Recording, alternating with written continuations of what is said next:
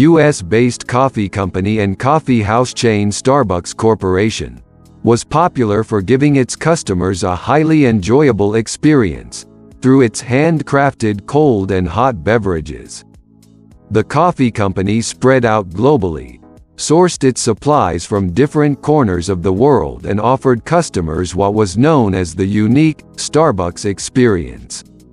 This video describes how Starbucks transformation continues to be cited as a leading example of how to get the supply chain right, even in the face of overwhelming complexity and staggering growth. Before moving to this video, just a humble request to you. If you like this type of content, please do like this video and share this video with your friends.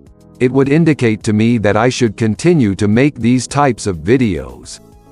Also, don't forget to subscribe the channel in order to stay updated with upcoming and interesting case studies. Moreover, I have given some case study link in the description of this video. With that being said, let's jump into this video. In the 2000s, Starbucks was already a racehorse, with an increase in revenue from $4.1 billion in 2003 to $10.4 billion in 2008. In 2008, after a wave of rapid expansion, Starbucks witnessed a downturn in its fortunes. This situation was exacerbated by the economic downturn of the late 2000s. Between October 2007 and October 2008, for example, supply chain expenses in the United States rose from $750 million to more than $825 million, yet sales for U.S. stores that had been open for at least 1 year dropped by 10% during that same period. On examining the reasons, Starbucks found out that its existing supply chain was unable to cope with the massive development and needed an overhaul. Mr. Peter D. Gibbons, who previously oversaw global manufacturing operations, was put in charge of Starbucks' supply chain. His first actions were to determine how well the company was servicing stores and to gauge the points where costs were being incurred. He found that less than half of store orders were arriving on time. He also identified that the rapid growth of Starbucks had required it to lean heavily on outsourcing. Around 65 to 70% of supply chain expenses resulted from outsourcing arrangements for transportation, logistics, and contract manufacturing. Then Mr. Gibbons came up with a 3-step supply chain transformation plan, which had 3 main steps. First, it would reorganize and simplify its supply chain with clearly defined functional roles. Secondly, it would reduce cost while improving service levels. Finally, it would create the basis for sustaining and enhancing supply chain capabilities into the future. In the latter stages of 2008, the company took an important step to simplify and centralize its previously fragmented supply chain. The team reorganized it so that every role fell into one of 4 basic functional groups, which are plan, source, make, and deliver. With the reorganization accomplished, each functional group was tasked with finding improvements. The sourcing group, for example, worked on identifying the factors that were causing price increases. Through research, it better understood what products should cost, and as a result, could negotiate better contracts. For its part, the manufacturing group determined that it could reduce cost as well as delivery time by opening a 5th U.S. roasting plant. Another important aspect of the transformation was the introduction of weekly scorecards with very clear service, cost, and productivity metrics. This approach allowed the extended supply chain to have a common frame of reference, with goals aligned with overall enterprise success. One of the key logistics measures was that of order receipt on time in full.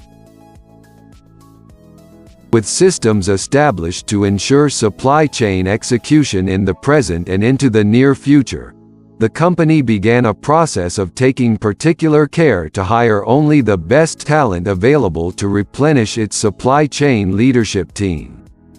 The company also committed itself to onboard training for existing staff.